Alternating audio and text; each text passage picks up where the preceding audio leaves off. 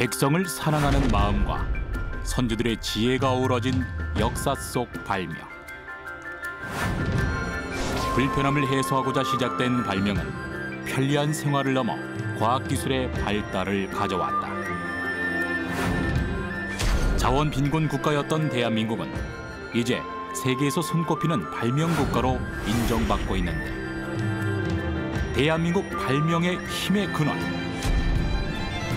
그리고 앞으로 남은 과제까지 짧지만 눈부신 발명의 역사가 펼쳐진다.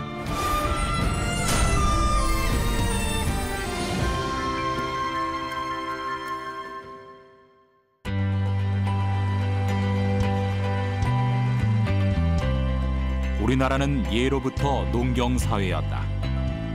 한국의 벼농사는 이미 삼한시대에 쌀을 식량으로 사용했을 정도로 오랜 역사를 갖고 있고, 농업은 중요한 국가산업으로 발전하였다. 절기별, 계절별로 농사를 지을 수 있도록 다양한 농사법이 등장하기도 했고, 생산량을 늘리기 위한 학자들의 연구가 끊이지 않았다. 광복을 기점으로 해서 볼 때 그 이전 세대들은 농경을 중심으로 합니다. 그래서 대개 그 농업기술, 지금은 과학기술로 인식도 잘 안 하는 부분이 있지만 농기구, 그리고 기상학 이런 것들이 이제 많이 발달하게 됐죠. 1960년대가 되면서 정부의 주도로 혁신적인 농업진흥 정책이 추진되었다. 식량 부족 문제를 해결한 통일별을 시작으로 양수기, 경운기, 그리고 비닐하우스, 온실 기술 등 농업사에 큰 획을 긋는 발명이 이뤄졌다. 그 속에는 당대의 첨단 과학 기술이, 그 다음에 우리 선조들의 그런 궁리하는 자세, 상상력, 창의력, 이런 것들이 무한히 그 속에 담겨 있다. 가뭄에 시달리는 윗눈에 물을 댈 수 있도록 가로격수 지법을 개발한 유순도부터 서양의 근대 농업 기술을 도입한 최경석과 우리나라 최초의 근대 농학서 농정심편을 펴낸 안중수까지 다양한 연구가 계속되었다.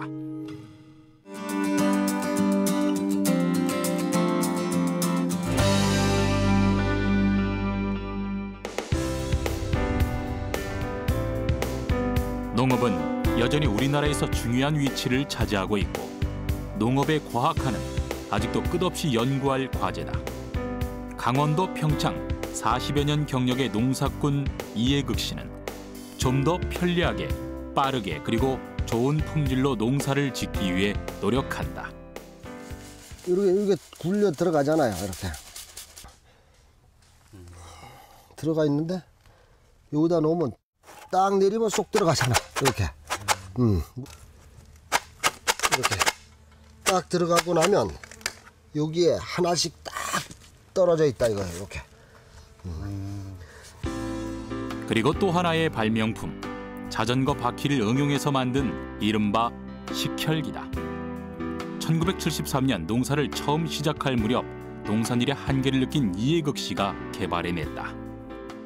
제가 1973년도에 이제 농사를 처음 짓기 시작했을 무렵인데, 이 모종을 심는데 그 시골 아주머니들이 거리 감각이 없어요. 그래서 제가 이거를 이제 헌 자전거를 개조를 해서 그 식혈기, 이를테면 모종을 심는데 뚫는 기계를 만들게 된 거죠. 바퀴의 일정한 거리로 뾰족한 점을 달아 굴러가면서 구멍을 뚫게 되는 간단한 원리. 거리가 일정해지는 것은 물론 구멍 뚫린 곳에 씨를 심기만 하면 되기 때문에 일의 속도가 현저히 빨라졌다. 보다 편리하게 씨 뿌릴 위치를 정하고 일정한 간격으로 씨를 뿌릴 수 있도록 하니 작물의 품질은 저절로 좋아졌다. 이거를 드렸더니 그냥 많은 분들이 아주 상품성이 좋아지고 또 작업 속도가 빠르니까 아마 한 10년 동안 만들어준 게 한 200대는 만들어줬을 겁니다. 그의 발명 시작은 거창하지 않았다. 600마지기의 넓은 밭에 농사를 성공적으로 짓기 위해서는 기존의 방법으로 힘들었다. 어떻게 하면 인력을 늘리지 않고도 빠른 시간 내에 농사를 지을 수 있을까? 이해극 씨의 고민은 곧 발명으로 이어졌다.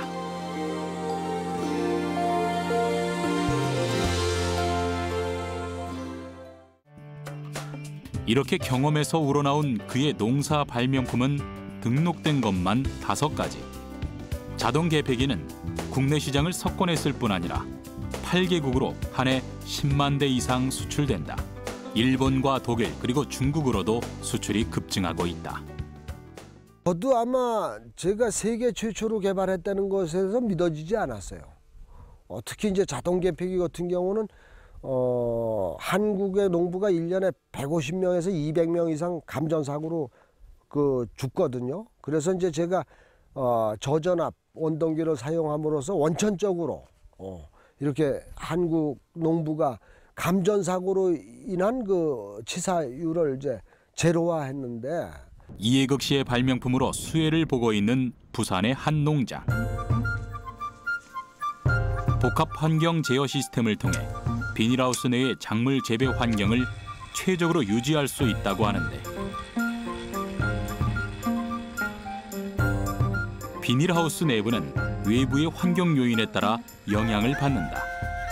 기후와 지역의 환경, 재배 작물에 따라 생육 조건을 달리해줘야 한다.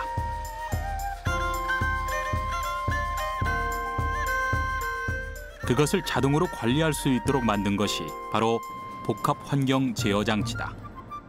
이 기계를 설치해 놔놓고 여유를 가지면서 농업에 종사할 수 있다는 게 제일 첫째적이고, 그다음에 그 모든 환경을 갖다가 자유자재로 입력만 시키 놔놓으면은 기계 자체에서 자동으로 다 움직여 주니까 인건비도 약 한 30% 정도 이상 절감이 되고. 복합 환경 제어 시스템이 없을 때는 이 모든 것을 직접 기록하고 관리해야 했다. 농민들은 그의 발명품 덕을 톡톡히 보고 있는 셈이다. 오랜 농사 경험, 그리고 누구보다 농민의 고충을 잘 아는 사람이기에 나올 수 있는 발명품이었다. 그것만으로도 이해극 씨가 발명을 멈출 수 없는 이유는 충분하다. 돌아오는 농촌, 행복한 농촌은 이렇게 농자가 환경이 열악하면 돌아올 수 없습니다. 인간의 속성상 작물과 사람이 다 행복하는 그런 환경을 만드는데 저희들은 최선을 다할 겁니다. 이해극 씨가 강조하는 것은 간단하다. 나와 우리를 생각하는 것. 내가 편한 것이 우리가 편한 것이고, 나에게 건강한 먹거리가 결국 우리 모두에게 건강을 가져다 준다는 그의 논리. 여기에서 출발한 작은 아이디어는 농촌을 이롭게 하고 나아가 우리의 식탁을 풍요롭게 할 것이다.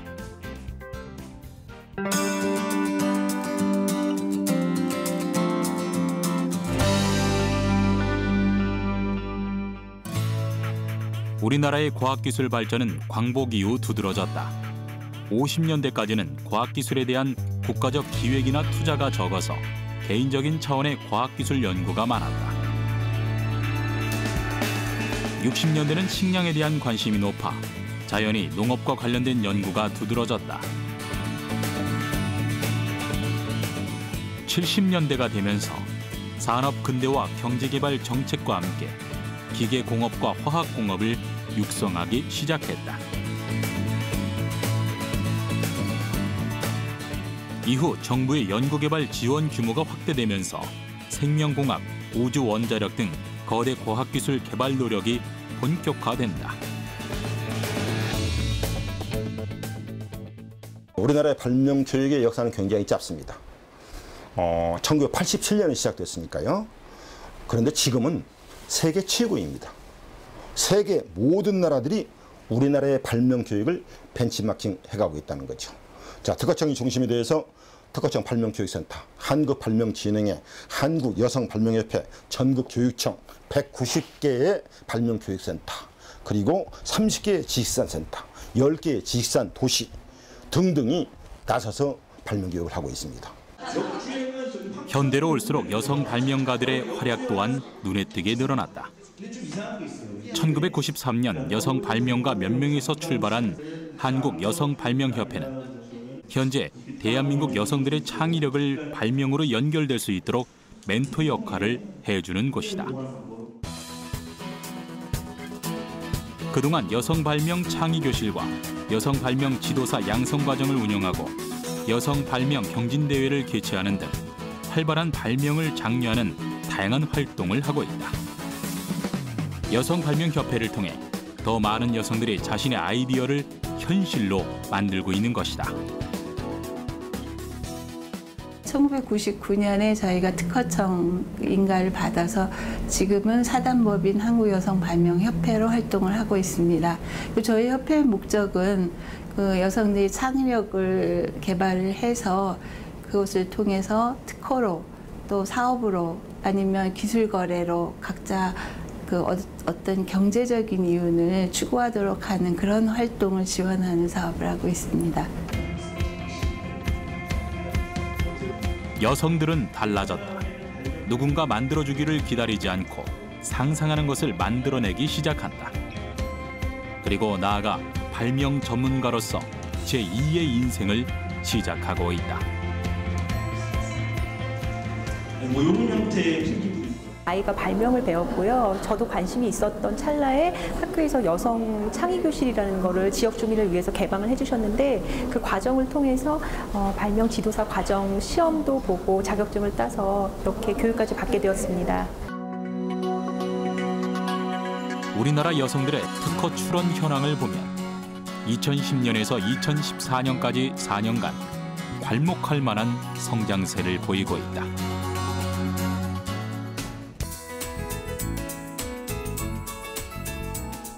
여성들의 발명은 우리나라뿐 아니라 세계적으로도 주목받고 있다. 경제적으로 어려운 것은 비단 우리나라뿐 아니고 세계적인 위기인 것이다. 한미영 총재는 이 위기를 극복하는 것은 여성의 잠재력을 적극 지원하는 것에 달렸다고 말한다. 우리나라가 지식재산권으로는 전 세계 5대 강국 중에 하나입니다. 그렇지만 여성은 감히 우리나라가 거의 최고 1, 2위를 다투고 있다고 말씀드릴 수 있습니다. 발명의 새 장을 열기 위해서는 여성뿐 아니라 어린 아이들부터 창의력, 잠재력을 일깨워주고 발명에 대한 열린 사고를 심어줘야 한다는 것이 그녀의 굳은 신조. 그래서 한국청소년발명영재단을 통해 다양한 캠프와 수업을 진행하는 것도 소홀히 하지 않는다.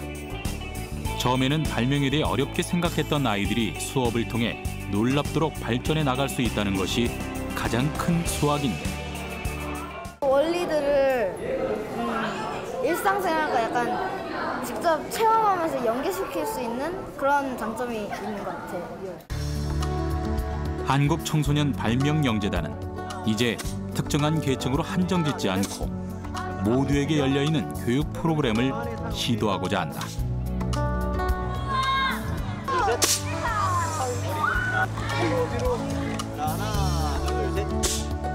그 첫 번째 도전은 가족 발명. 할머니, 할아버지부터 3대가 함께 소통할 수 있는 기회 속에서 더 다양한 생각이 나오지 않을까 하는 것이 그 취지다. 발명이라는 걸 너무 과학적으로 생각하지 않았으면 좋겠습니다. 이 발명이 과학만 있는 건 아니에요. 과학과 발명의 차이점을 말하라고 하면 과학은 학문입니다. 그래서 이론을 통해서 배울 수 있는 거예요. 발명은 거기다 창의성을 부여했을 때 튀어나오는 산물이 발명인 거예요. 기회가 된다면 세계대회에 나가서 또 어울려도 보고 더 큰 눈을 키워도 보고 그렇게 해서 많이 참여를 해봤으면 좋겠습니다.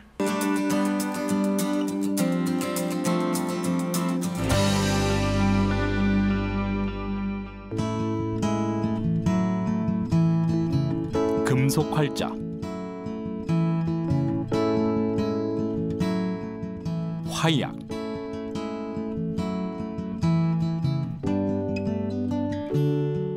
신기전, 추구기 등 고려시대부터 이어져온 과거의 발명품은 고려시대 화약의 아버지 최무선부터 최초의 서양 의사 서재필, 자선 어보를 남긴 정약전, 실학자 홍대용과 박지원을 배출했다. 그리고 조선 과학의 상징 장영실이 있었다. 신분의 굴레를 뛰어넘은 조선 최고의 발명왕 장영실. 1424년 갱점지기를 시작으로 10년 뒤 자경로, 그 후 4년 만에 옥루를 만들어 우리나라 역사의 자동 물시계의 발달을 주도했다.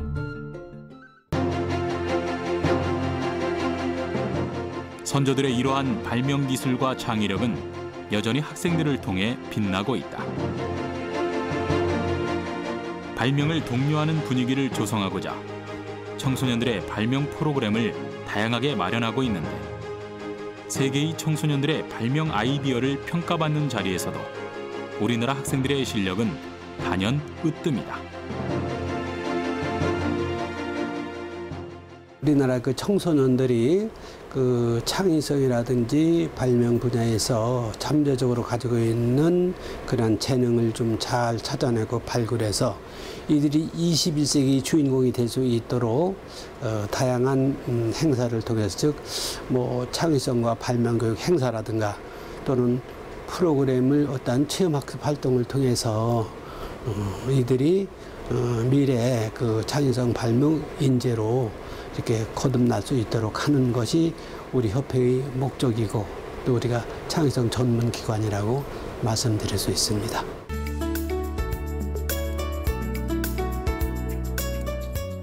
특히 지난 대회에서 우수한 성적을 보여준 3.1공고의 김수현, 안희태 학생. 아직 학생이지만 발명에 대한 자신만의 신념이 있는 모습에서 우리나라 과학의 미래를 볼 수 있다. 이 세상은 정말 높은 사람보다 이제 저같이 평범한 사람들이 정말 더 많은 거잖아요. 그러니까 이제 그분들을 위한 발명보다는 이제 평범한 사람들을 위한 발명이 진짜 발명이라고 저는 생각합니다. 두 학생의 아이디어가 빛났던 이유는 실생활과 밀접하다는 점이다. 누구나 생각할 수는 있지만 아무나 실천하지 못하는 것. 평소 위험하다고 생각했던 것에 조금의 아이디어를 보태니 발명품으로 완성됐다.